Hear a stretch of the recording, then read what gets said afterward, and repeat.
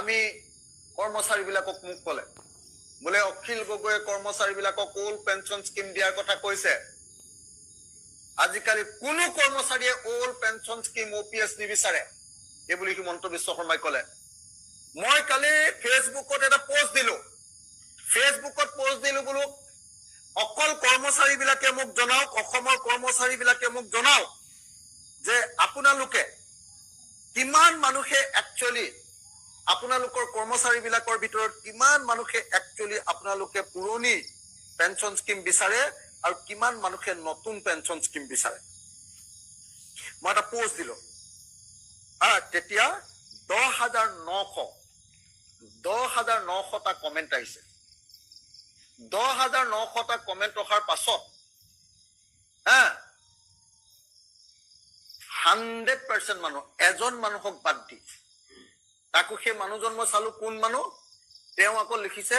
যে মই চিৰকাল সৰ্বানন্দ সোণোৱালৰ ভক্ত ডিব্ৰুগড় বিজেপিৰ কিবা এটা ডিপাৰ্টমেন্টৰ তেওঁ হেড সেই মানুহজনৰ বাহিৰে তেওঁ কৰ্মচাৰী হয় নে নহয় মই নাজানো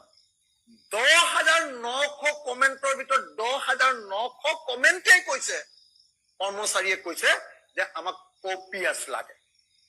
সেইকাৰণে মই মুখ্যমন্ত্ৰীক চ্যালেঞ্জ কৰিছো যে আপুনি কৈছে যে অসমৰ কৰ্মচাৰীয়ে NPS বিচাৰে মই কৈছো অসমৰ কৰ্মচাৰীয়ে মোক সদায় কৈ আছে যে OPS লাগে আপুনি এটা গণভোট প্লেবিচাইট লওক কৰ্মচাৰীৰ পৰা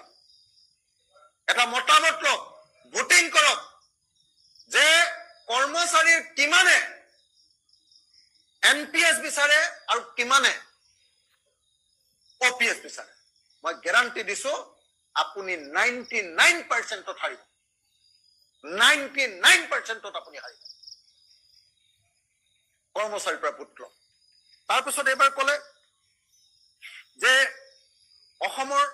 কৰ্মচাৰীবিলাকক আমি গোটেই ৱেষ্ট এছিয়াত হুলস্থুল হৈ আছে ইমান অৱস্থা বেয়া যুদ্ধ হৈছে তাৰ মাজতো আমি দিয়ে দিছো ডিএলএছ এলাউন্স দিছো মৰগীয়া বানচ দিছো আমাৰ কিমান ডাঙৰ কেপাসিটি তাৰপাছত মই সব কৰ্মচাৰীবিলাকক সুধিলো বিত্ত বিভাগৰ মানুহক সুধিলো সবে ক'লে যে ইতিহাসত প্ৰথমবাৰৰ কাৰণে জানুৱাৰী মাহৰ পৰা ডিএলএম এলাউন্স সদায় দিয়ে ইতিহাসত প্ৰথমবাৰৰ কাৰণে এবাৰ জুন মাহৰ পৰা দিছে জানুৱাৰী ফেব্ৰুৱাৰী মাৰ্চ এপ্ৰিল মে এই 5 মাহ খাই দিছে হিমন্ত বিশ্ব শৰ্মাই প্ৰথমবাৰৰ কাৰণে ইতিহাসত কৰ্মচাৰীৰ 5 মাহৰ দিয়ে বা মৰগীয়া বানচ খাই দিছে ইতিহাসত প্ৰথমবাৰৰ কাৰণে কেনেকুৱা মিছা কথা কয় হে এই মানুহজনে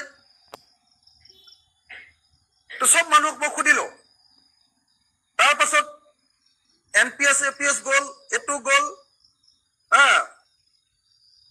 UPS দুইটাৰে বিৰোধী আমি OPS ব্যৱস্থাত বিশ্বাসী আৰু ইয়াত উল্লেখ কৰিছে যে কোনোবা কানি নতুন কৰ্মচাৰীয়ে NPS ভাল পাইছে কোনে ভাল পাইছে বেয়া পাইছে সেই সন্দৰ্ভত আমি অৱগত নহয় কিন্তু সদৌ অসম কৰ্মচাৰী পৰিষদৰ বিগত সাধাৰণ সভা বা বিগত অধিৱেশনসমূহত প্ৰথমটো সিদ্ধান্ত প্ৰথমটো দাবী চনদত প্ৰথম প্ৰস্তাৱ যে NPS ব্যৱস্থা বাতিল হ'ব লাগে আৰু OPS ব্যৱস্থা প্ৰৱৰ্তন হ'ব লাগে NPS UPS আৰু OPS সন্দৰ্ভত সদৌ অসম কৰ্মচাৰী পৰিষদৰ স্থিতি স্পষ্ট আৰু অতি শীঘ্ৰে এই ডিএনএছ এলাউন্সৰ যি এৰিয়া এই এৰিয়াটো অতি শীঘ্ৰে দিব লাগে এইটো আমাৰ প্ৰাপ্য এইটো কোনো আমি খুজিবলগীয়া নহয় যে আমাক দিবলগীয়া নহয় আমি